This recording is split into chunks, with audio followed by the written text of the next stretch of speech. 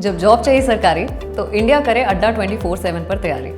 अड्डा 24/7 India number 1 government job preparation app. Hate speech को लेकर दाखिल याचिकाओं पर आज सुनवाई हुई।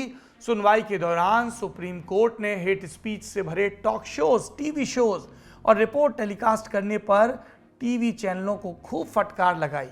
केंद्र सरकार को भी कटघरे में खड़ा किया। हेट स्पीच से जुड़ी याचिकाओं पर सुनवाई करते हुए जस्टिस के.एम. जोसेफ और जस्टिस ऋषिकेश रॉय की बेंच ने बहुत महत्वपूर्ण टिप्पणियां की। कोर्ट ने कहा, एंकर की जिम्मेदारी है कि वो किसी को नफरत भरी भाषा बोलने से रोके।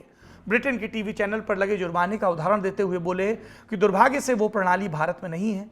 सुनवाई के दौरान जस्टिस जोसेफ ने एक और बात कही, राजनीतिक दल इससे पूंजी बनाते हैं और टीवी चैनल एक मंच के रूप में काम कर रहे हैं। सबसे ज्यादा नफरत भरे भाषण टीवी और सोशल मीडिया पर हो रहे हैं। दुर्भाग्य से हमारे पास टीवी के संबंध में कोई नियामक तंत्र नहीं है। एंकरों को यह बताना चाहिए कि अगर आप गलत करते हैं तो परिणाम भुगतने होंगे। समस्या तब होती है जब आप किसी कार्यक्रम के दौरान किसी व्यक्ति की आवाज को कुचलते हैं। इससे राजनेता लाभ उठा रहे हैं। टीवी चैनलों को इन सब का शिकार नहीं होना चाहिए। जस्टिस जोसेफ ने आगे टिप्पणी की, कहा कि आप मेहमानों को बुलाते हैं और उनकी आलोचना करते हैं। हम किसी खास एंकर के नहीं बल्कि आम चलन के खिलाफ हैं। एक सिस्टम होना चाहिए जो पैनल डिस्कशन और डिबेट्स और इंटरव्यू को देखे। इसके बाद न्यायालय ने केंद्र को भी लाइन हाजिर किया, पूछा कि सरकार चुप क्यों है। सुनवाई के दौरान सीनियर एडवोकेट संजय हेगड़े ने कहा कि चैनल और राजनेता ऐसी हेट स्पीच से ही चलते हैं। चैनलों को पैसा मिलता है, इसलिए वे 10 लोगों को बहस में रखते हैं। मामले की अगली सुनवाई 23 नवंबर को होगी।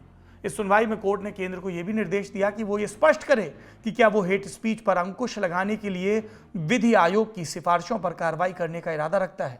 23 नवंबर को केंद्र सरकार इस पर जवाब देगी, पूरा देश देखेगा। चौथी सुर्खी, 2002 के गुजरात दंगों में कथित सबूत गढ़ने के मामले में गुजरात की एसआईटी ने चार्जशीट फाइल कर दी है। इस चार्जशीट में मुंबई की Teesta Setalvad, retired DGP RB Sreekumar और पूर्व आईपीएस अधिकारी संजीव भट्ट को आरोपी बनाया गया है। गुजरात दंगों के मामले में तत्कालीन मुख्यमंत्री नरेंद्र मोदी को क्लीन चिट मिलने के बाद एसआईटी ने इन लोगों के खिलाफ एफआईआर दर्ज की थी।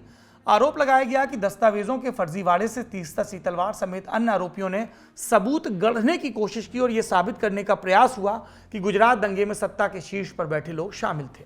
एसआईटी के हेड डीआईजी दीपेश भद्रन ने बताया कि चार्जशीट मंगलवार को अहमदाबाद कोर्ट में पेश की जा चुकी है। इसमें आईपीसी की 120 यानी आपराधिक षड्यंत्र की धारा, 468 यानी फर्जीवाड़े की धारा, 471 यानी दस्तावेजों से छेड़छाड़ की धारा समेत कुल 6 धाराएं हैं। मामले में तीस्ता सीतलवाड़ को जेल भी जाना पड़ा था और सुप्रीम कोर्ट ने उन्हें 2 सितंबर को जमानत दी थी।